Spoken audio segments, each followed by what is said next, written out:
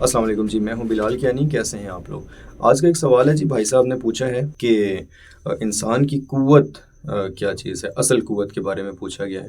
تو بھائی جان اس کے بہت سارے جوابات ہو سکتے ہیں، لیکن میرے خیال سے جب انسان اپنی سوچوں کے اوپر، اپنی فیلنگز کے اوپر، اپنے احساسات کے اوپر اپنا مکمل کنٹرول، یعنی کہ اپنا مکمل گرفت اور مکمل قابو پا لیتا ہے، تو انسان کی جو زندگی ہے نا جی، وہ انسان کے بالکل مطابق گزرنا شروع ہو جاتی ہے.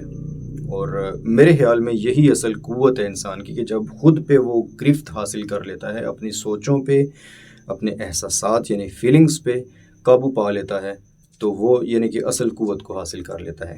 مزید اس کو میں تھوڑا سا آگے لے کے چلتا ہوں. میرے ایک رہبر ہیں جن کو میں مانتا ہوں بہت زیادہ، اور جن کو فالو بھی کرتا ہوں. وہ یہ کہتے ہیں کہ یہ جو کائنات بنی ہے نا، بنانے والے نے جو کائنات بنائی ہے، یہ ایک مکمل ایک تھیورم پہ بنی ہے. اس کے اپنے لا آف نیچر ہے، اپنا ایک قاعدہ قانون سے یہ بنائی گئی ہے. فار ایگزامپل، آپ کسی جھیل میں جب پتھر تھرو کرتے ہیں تو اس کے اپوزٹ فوراً، یعنی کہ آپ یہ عمل کر رہے ہیں، پتھر پھینک رہے ہیں، تو اس کے رد عمل میں آپ کو چھپاک سے ایک آواز سنائی دے گی.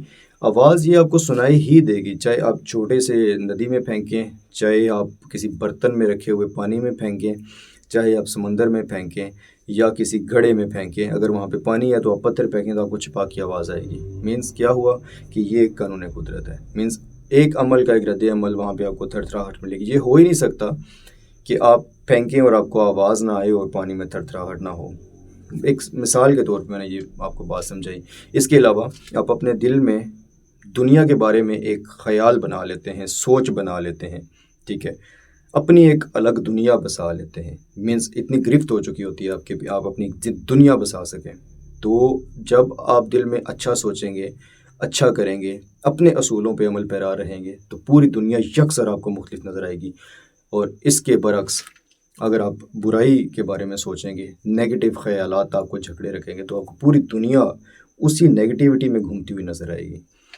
تو یہ ہوتا ہے کہ انسان کی اصل پاور، چونکہ مختصر ایک سوال ہے تو اس کا مختصراً جواب یہ ہے کہ اصل پاور یہ ہے کہ خود پہ قابو جب آپ پا لیتے ہیں نا، کہ اس قابل ہو جاتے ہیں کہ آپ اپنی زندگی کو اپنی سوچ، اپنے رول، اپنے اصول اور اپنی مرضی کے مطابق جب آپ ڈھال کے گزار سکیں، تو اس کو اصل پاور، اصل قوت کا حاصل ہونا کہتے ہیں.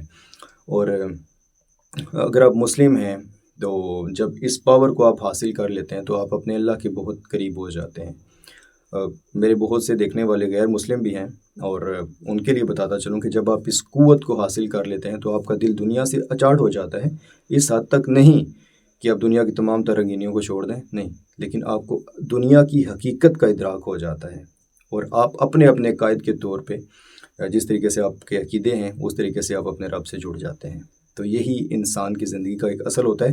اور اپنی قوت کو حاصل کرنے کے لیے تگ و دو ضرور کرنی چاہیے، کیونکہ اللہ تعالیٰ یعنی کہ جس نے ہمیں پیدا کیا اس کائنات کو، یہ کائنات بہت بڑی ہے، اللہ تعالیٰ نے اس کائنات کو بنایا، اس نے باقاعدہ قانون، طریقے اور اپنے ایک الگ تھیورم سے بنایا. تو ہمیں وہ سمجھنے کے لیے کوشش ضرور کرنی چاہیے، تگ و دو ضرور کرنی چاہیے. بہت شکریہ.